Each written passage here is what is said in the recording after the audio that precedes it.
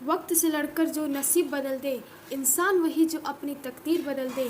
कल क्या होगा ये कभी मत सोचो, क्या पता कल वक्त खुद अपनी तस्वीर ही बदल दे।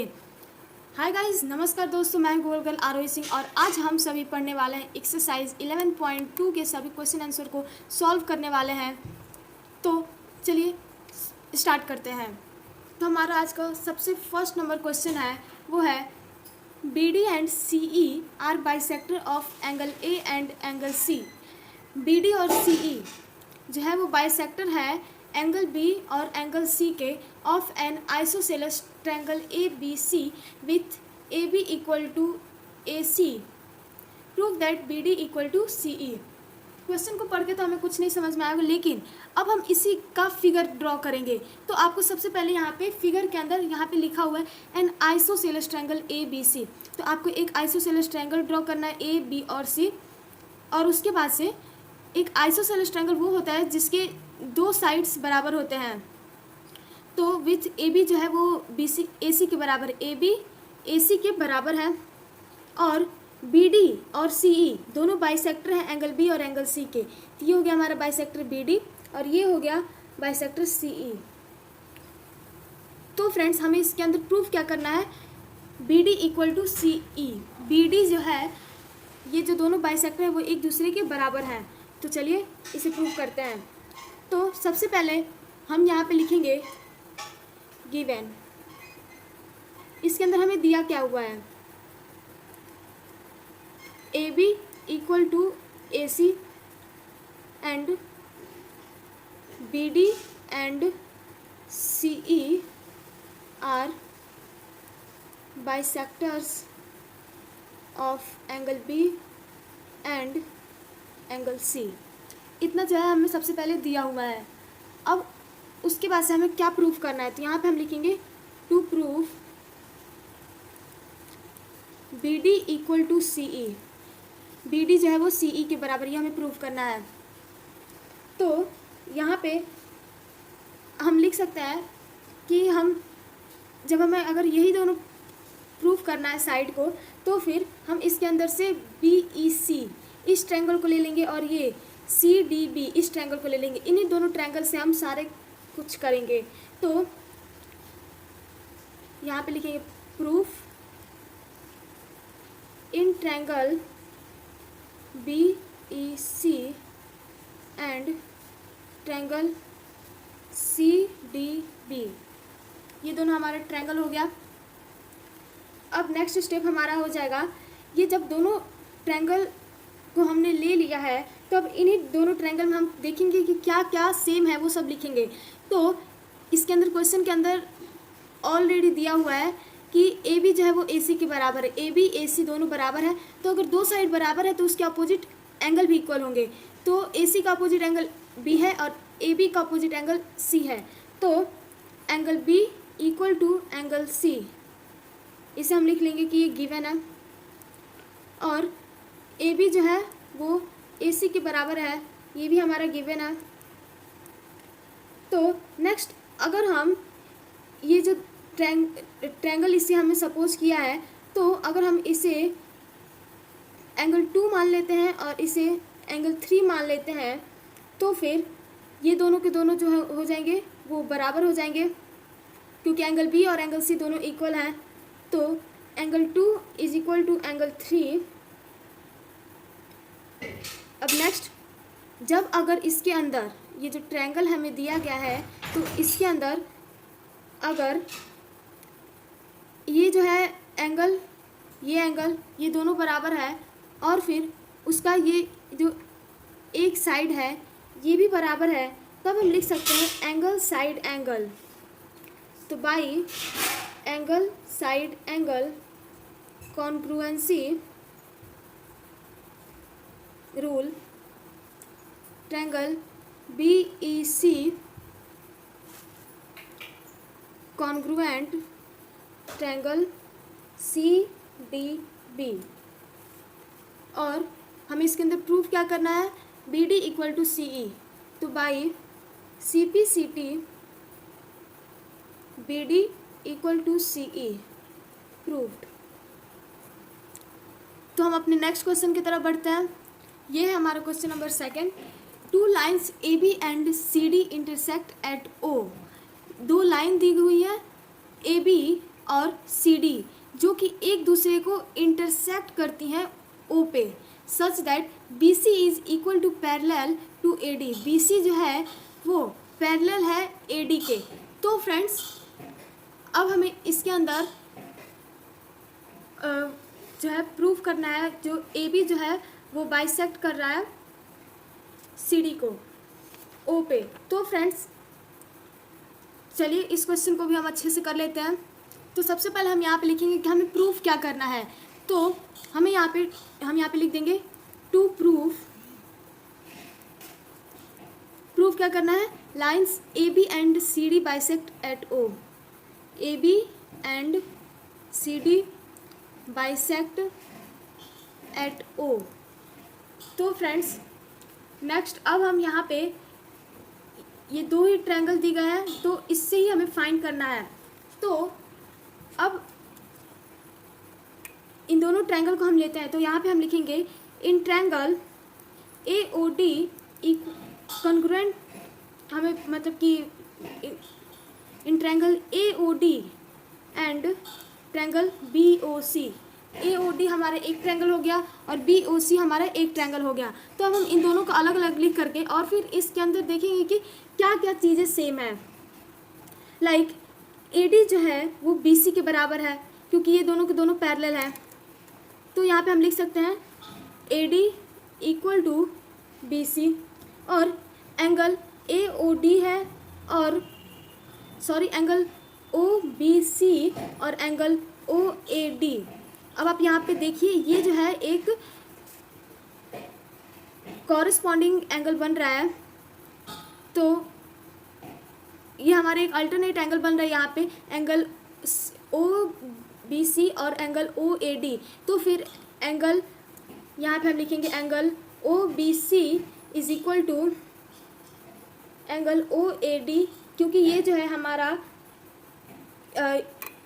एक अल्टरनेट एंगल है। तो इसे भी हम लिख देंगे अल्टरनेट एंगल, क्योंकि जब अगर एक पैरेलल लाइन पे को अगर कोई स्लैंट लाइन अगर कट करती है, बाइसेक्ट करती है, तो फिर वहाँ पे एक ट्रांसवर्सल लाइन बनता है। और इसमें जब अगर दोनों लाइन पैरेलल होती हैं और ये इस प्रकार से लाइन होता है, तो फिर ये वाला एंगल और ये एंगल दोनों के दोनों अल्टरनेट एंगल होते हैं और ये दोनों हमेशा इक्वल होते हैं। और नेक्स्ट हम angle O C B is equal to angle O D A. Angle O B C जो ओ सी बी जो बराबर है वो ओ डी ए के बराबर है, क्योंकि ये दोनों भी ऑलरेडी अल्टरनेट एंगल ही होंगे। तो नेक्स्ट आप देखिए यहाँ पे जब अगर ये एंगल बराबर है, ये एंगल बराबर है और साथ ही में इसका एक इंक्लूडेड साइड भी बराबर है, तो फिर हम यहाँ पे लिख सकते हैं by A S A angle side angle congruency rule. Triangle A O D congruent है ट्रायंगल बी ओ सी के, और by C P C T O A equal to हो जाएगा O B and O D equal to O C. C P C T से actually ये जो बचे हुए जो भी साइड है वो दोनों इक्वल हो जाएंगे, ओ ए और ओ बी दोनों इक्वल हो जाएंगे, और ओ डी और ओ सी ये दोनों इक्वल हो जाएंगे। तो नेक्स्ट हम यहाँ पे सी पी सी टी से ये भी लिख सकते हैं कि A B and C D bisect each other at O. A B और सी डी जो है एक दूसरे को बाइसेक्ट कर रहा है ओ पॉइंट पे। तो फ्रेंड्स अब हम नेक्स्ट क्वेश्चन नंबर थर्ड की तरफ बढ़ते हैं। तो हमारा जो क्वेश्चन नंबर थर्ड है वो है इन फिगर 11.53। ये जो फिगर है हमारा दिया गया है, ऑलरेडी बुक के अंदर दिया हुआ है। तो it is given that R T equal to T S. R T जो है वो टी एस के बराबर है, तो ये दोनों जो है इक्वल है। Angle one equal to angle two. Angle one जो है वो ये दोनों एंगल टू के इक्वल है, और एंगल फोर जो है वो टू एंगल थ्री, और एंगल फोर जो है वो इस टू एंगल थ्री का मतलब है ये पूरा एंगल इन पूरे एंगल के इक्वल है। तो यहाँ पे हमें प्रूफ क्या करना है, triangle R B T R B T ये जो पूरा ट्रायंगल है और ट्रायंगल एस ए टी ये ट्रायंगल है, ये कॉन्ग्रुएंट है। तो फ्रेंड्स सबसे पहले हम लिखेंगे यहाँ पे गिवन क्या दिया हुआ है इसके अंदर, R T equal to T S और angle 1 equal to 2 angle 2 and angle 4 equal to 2 angle 3। और क्या करना है इसके अंदर, टू प्रूफ इसके अंदर करना है हमें triangle R B T congruent है ट्रायंगल एस ए टी के। तो अब हम इसके अंदर इन्हीं दोनों ट्रायंगल को लेंगे। तो सबसे पहले हम ट्रायंगल आर टी एस को लेते हैं, आर टी एस ये हमारा पूरा ट्रायंगल है। तो इसके अंदर हम देखेंगे कि क्या क्या हमें दिया हुआ है। तो proof in triangle R T S के अंदर हमें क्या दिया हुआ है, R T equal to S T, ये जो है हमें गिवन है ऑलरेडी। और एंगल टी एस आर जो है वो इक्वल है एंगल टी आर एस के, क्योंकि अगर ये दोनों को दोनों साइड्स इक्वल है तो इसके अपोजिट एंगल जो है वो ऑलरेडी इक्वल ही होंगे। तो आप यहाँ पे इजीली लिख सकते हैं angle T S R equal to angle T R S, और साथ ही में एंगल 1 और एंगल 4 जो होंगे वो इक्वल होंगे। एंगल 1 इक्वल टू एंगल 4 कैसे होंगे, तो ये जो है वर्टिकली अपोजिट एंगल है, तो यहाँ पे हम लिख देंगे वर्टिकली अपोजिट एंगल VOA। और यहाँ पे जो एंगल 2 है और 2 एंगल 3 है, ये दोनों के दोनों इक्वल होंगे। 2 एंगल 2 इक्वल टू 2 एंगल 3, क्योंकि एंगल 1 जो है वो 2 एंगल 2 के इक्वल है और एंगल 4 जो है वो 2 एंगल 3 के इक्वल है। और जब ये दोनों इक्वल है तो देन ये दोनों भी इक्वल होना तो बनता है। तो फ्रेंड्स नेक्स्ट यहाँ पे एंगल 2 इक्वल टू एंगल 3, ये दोनों भी फिर इक्वल होंगे। और नेक्स्ट अब ये जो है, अब हम इसमें सबसे पहले एंगल TRS, अब नेक्स्ट हम इसके अंदर करेंगे। आप देख पा रहे होंगे कि ये जो है TRS टोटल ट्रायंगल दिया हुआ है, लेकिन हमें इससे कुछ नहीं करना है, हमें चाहिए TRB। तो अगर हम यहाँ पे एंगल TRS में से एंगल 2 को माइनस कर देते हैं, TRS के अंदर से अगर एंगल 2 इतना हटा देते हैं तो फिर हमारा ये जो है जो फाइंड करना है वो हमें मिल जाएगा। तो वो बराबर होगा हमारे एंगल TSR माइनस एंगल 3 के। TSR में से अगर एंगल 3 को अगर हम हटा देते हैं तो फिर हमारा ये जो है जो फाइंड करना है वो हमारा बच जाएगा। तो फ्रेंड्स ये जो है बराबर हो जाएगा angle TRB equal to angle TSA। तो अब हम next in triangle RBT and triangle SAT, अब इन दोनों ट्रायंगल के अंदर हमें देखना है कि कौन कौन से एंगल जो साइड है वो इक्वल है और कौन से एंगल जो है वो अनइक्वल है। तो अब इसके अंदर हमारा जो एंगल RTB है वो इक्वल है एंगल STA के। तो फ्रेंड्स फिगर में आप देख पा रहे होंगे जो RTB है वो इक्वल है एंगल STA के, STA, ये दोनों के दोनों आपस में इक्वल है। इसके अंदर जो दोनों के अंदर एंगल T जो है वो कॉमन है, तो फिर हम यहाँ पे कॉमन भी लिख सकते हैं, कॉमन है दोनों। और RT जो है वो ST के बराबर, RT ST के बराबर है, जो कि हमें ऑलरेडी क्वेश्चन के अंदर दिया हुआ है, RT इक्वल टू ST, ये हमें गिवन है। और एंगल TRB जो है वो इक्वल एंगल TSA के।